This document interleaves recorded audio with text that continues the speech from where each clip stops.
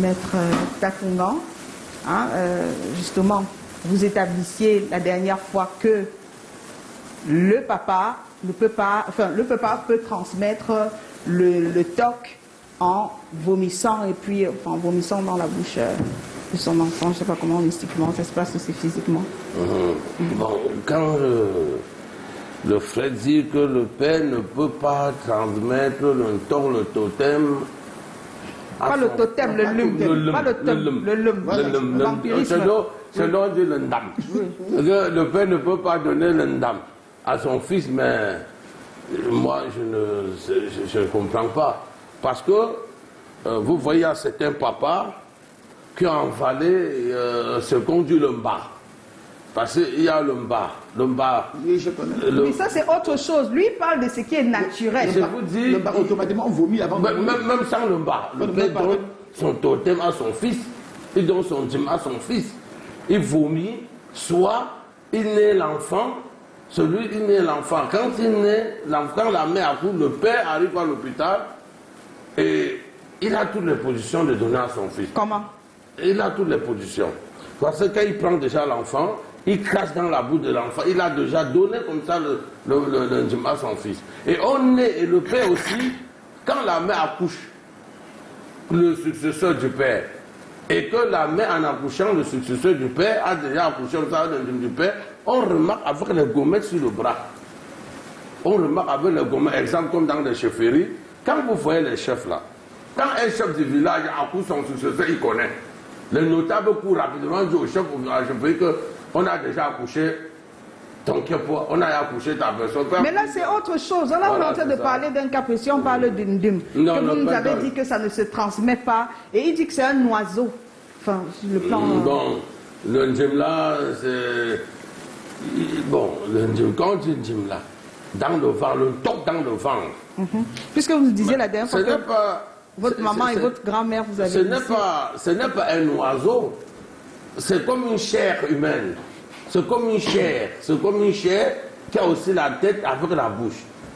Bon, et quand tu meurs avec ça, toujours, si tu n'as pas eu à donner à vomir ou à donner à ton fils, ça apparaît toujours dans le corps de ton fils. Parce qu'un corps chez nous ne meurt pas. Chez nous, on ne meurt pas. Vous voyez, chez nous, on déterre les crânes, on fait des coutumes avec le corps. Donc l'homme transmet à l'enfant. Oui. Vous ne saviez pas. Donc lui, il peut transmettre à son enfant. Bien sûr. À ma connaissance, je n'ai jamais vu. Bon, vous voyez, il y a certains corps qu'on opère au village. Il y a certains papas qu'on opère au village. On retire les chairs humaines dans les ventres. Et lorsque je parle d'oiseau, je ne parle pas de ça. Je parle d'oiseau, c'est le mécanisme avec lequel il sort. Je ne parle pas de cet estomac. Parce que je parle du mécanisme. Mais il dit que l'estomac là, c'est vrai ce qu'il dit, par contre. Oui. C'est comme une chair avec. Oui. Mais c'est un monstre. Comment vous faites? Est-ce que c'est pas effrayant? Non, puisque effrayant comment vous allez voir. Si tu as ton génie, vous êtes là. Quand tu as ton génie, est-ce que tout le monde doit connaître que tu as le génie? Tu connais ça seul. C'est quand tu pars chez ta voisine, peut-être pour aller manger son fils la nuit, que tu arrives là la journée, tu trouves que tu tombes sur sa toiture depuis que non, c'était une sorcière. Non, il dit que là, il nous a dit que c'est différent. Oui, comment le dîme est différent, comment? Oui, le vampirisme est différent. De quoi? D'avion de nuit. Parce que le vampirisme, vous sortez de nuit et vous rentrez. Puisque vous ne prenez pas l'avion. Ceux qu'on trouve sur le toit tous les temps vous ont dit l'avion m'a lâché. Mais c'est un dîme. Non, ça c'est de la sorcellerie. Ça c'est de la sorcellerie et non pas du vampirisme. Non. Auquel ils s'en vont siéger quelque part pour faire le cannibalisme et décider qui on va manger qui on tue au quartier. Et la personne doit mourir. Mais alors si tu n'as pas le totem là dans ton ventre, tu dois sortir comment? Ce totem dont vous parlez, je vous dis que c'est différent. Tu dois voyager comment? C'est maman qu'on a trouvé tous les jours ici. Bon, peut-être il n'est pas peut-être assez initié comme vous, pour savoir... Vous parlez de quoi? Vous avez quand on dit un sorcier... de quoi? Quand il sort, de quoi je parle? Quand il sort au lit, quand il est couché avec son mari au lit, et qu'il sort pour aller manger le vampirisme, c'est sa silhouette qui part.